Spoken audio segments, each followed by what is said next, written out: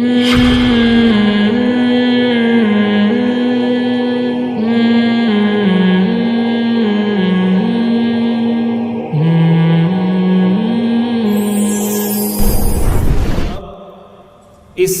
Segment کا جو سب سے اہم خطاب ہے کی نوٹ سپیچ، اس کے لیے میں درخواست کروں گا معروف مذہبی اسکالر محترم جناب حضرت مفتی طارق مسعود صاحب دامت برکاتہم سے وہ تشریف لائیں گے اور اپنا خطاب فرمائیں گے۔ آپ کے نام سے الحمدللہ ایک دنیا آپ کو جانتی ہے، آپ جامعۃ الرشید کے سینئر استاذ اور سینئر مفتی ہیں۔ میں گزارش کروں گا حضرت مفتی صاحب سے کہ تشریف لائیں اور خطاب فرمائیں۔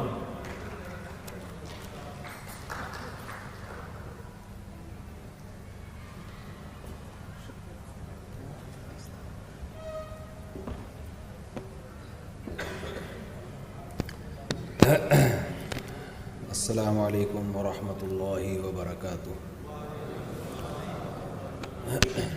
الحمد للہ نحمدہ ونصلی علی رسولہ الکریم۔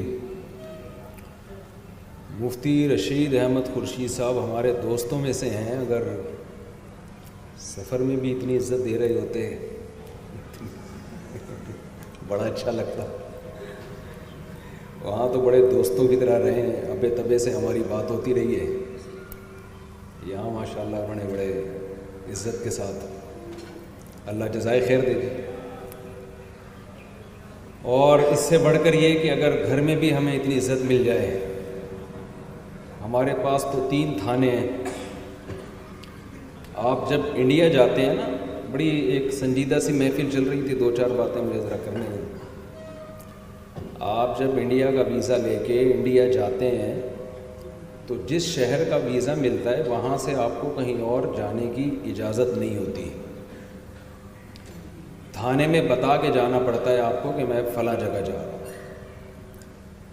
تو پاکستان میں ایک شادی شدہ آدمی جو ایک دفعہ شادی شدہ ہو، وہ کہیں بھی جاتا ہے تو گھر میں اطلاع دے کے جاتا ہے یہاں جا رہا ہوں، اتنے دن میں آؤں گا۔ ایک دن بھی لیٹ ہو جائے تو گھر سے فون آتے ہیں۔ تو بتاؤ پاکستان میں ایک شادی شدہ آدمی کے لیے گھر میں اور تھانے میں کوئی فرق ہوا؟ کوئی فرق نہیں ہے۔ تو جو ایک دفعہ شادی شدہ ہو اس کو ایک دفعہ بتانا پڑتا ہے، جو 3 دفعہ شادی شدہ ہو اس کو 3 دفعہ بتانا پڑے گا۔ میں ایک اکثر مثال دیتا ہوں کہ جاپان میں وہاں مچھلی بہت کھائی جاتی ہے، تو جاپان میں ایک ہوٹل کھولا تازہ مچھلی کے لیے، وہ پہلے سے لا کے فریز کر دیتے تھے، تو وہ ہوٹل چلا نہیں زیادہ۔ جاپنیز کا دماغ آپ کو پتہ ہے بہت چلتا ہے، انہوں نے غور کیا کہ یہ مچھلی کھائی کیوں نہیں جا رہی ہے، پتہ چلا جی لوگ تازہ مچھلی کھانے کے عادی ہیں۔ تو انہوں نے چھوٹے چھوٹے تالاب بنا دی، ہوٹلوں میں زندہ مچھلیاں لا کے ڈالی، کسٹمر کو فش چاہیے ہوتی تھی تو زندہ مچھلی نکال کے دے دیتا تھا، وہ بھی نہیں چلا۔ بھائی کیا مسئلہ ہے، جب سمندر سے شکار کرتے ہیں تو کھا لیتے ہیں اور یہاں لا کے کھلاؤ تو کھاتے نہیں ہیں۔ تو جاپانیوں نے جو تحقیق کی اس سے پتہ چلا کہ بھائی مسئلہ یہ ہے کہ سمندر میں مچھلی بھاگتی دوڑتی بہت ہے، جس سے وہ فریش رہتی ہے، تالاب میں اس کے پاس بھاگنے کے لیے زیادہ اسپیس۔ اچھا اگر آپ لوگ میرا سینٹنس مکمل کریں گے جملہ تو مجھے لگے گا کہ آپ میرے ساتھ شریک ہیں بات چیت میں۔ تو تالاب میں مچھلی کے پاس بھاگنے کے لیے زیادہ اسپیس نہیں ہوتی۔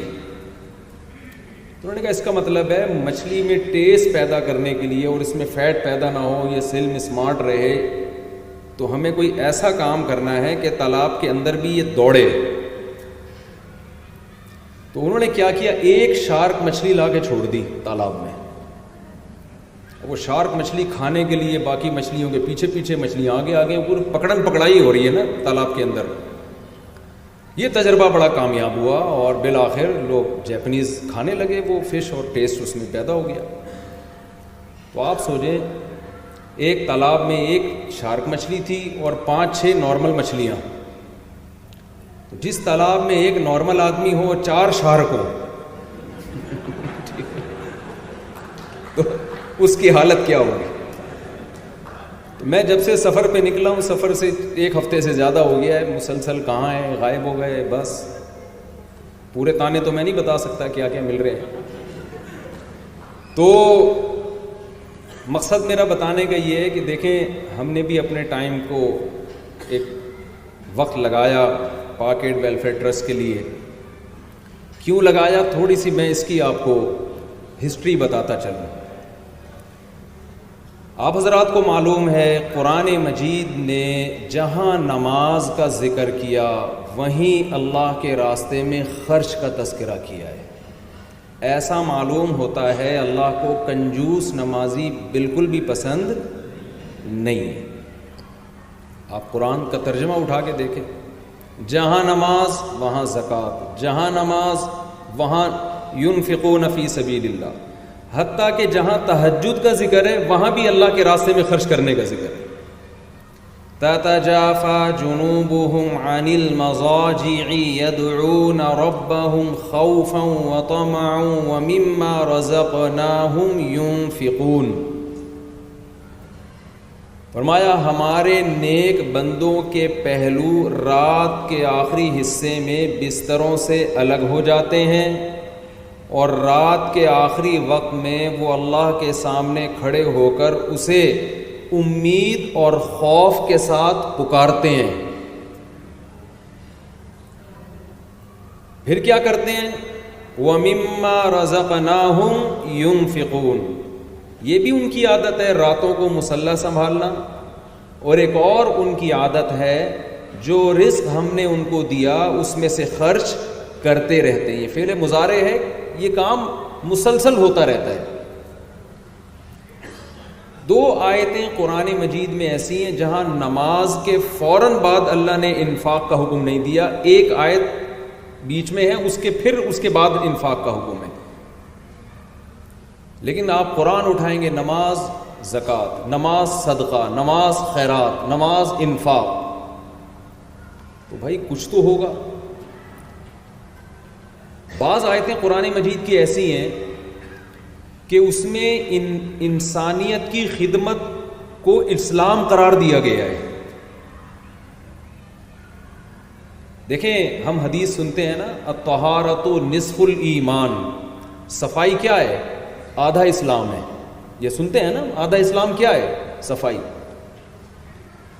لیکن قرآن مجید میں اللہ نے سورہ بلد میں اسلام اور انسانیت کی خدمت، اس ایک ہی چیز کو کہ 2 نام سے تعبیر کیا ہے اس کو.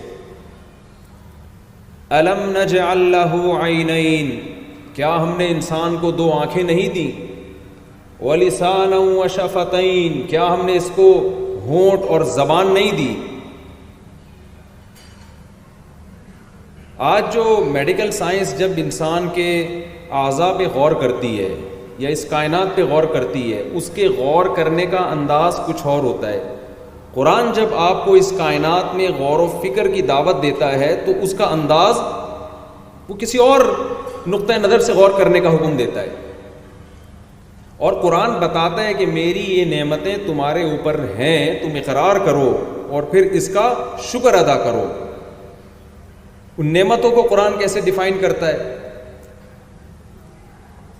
دیکھیں آپ کسی ڈاکٹر سے پوچھیں کہ آپ نے کبھی دودھ میں غور کیا، دودھ کی تحقیق کی، تو ڈاکٹر کیا کہے گا، ہاں جی میں نے بہت تحقیق کی ہے، بھینس کے دودھ میں اتنا فیٹ ہے، اتنا کیلشیم ہے، اتنے منرلز ہیں، بکری میں یہ ہے، گائے میں یہ ہے، ابال کے پینا چاہیے یا کچا بھی پی سکتے ہیں، ڈبے کا پینا چاہیے یا کھلا پینا چاہیے.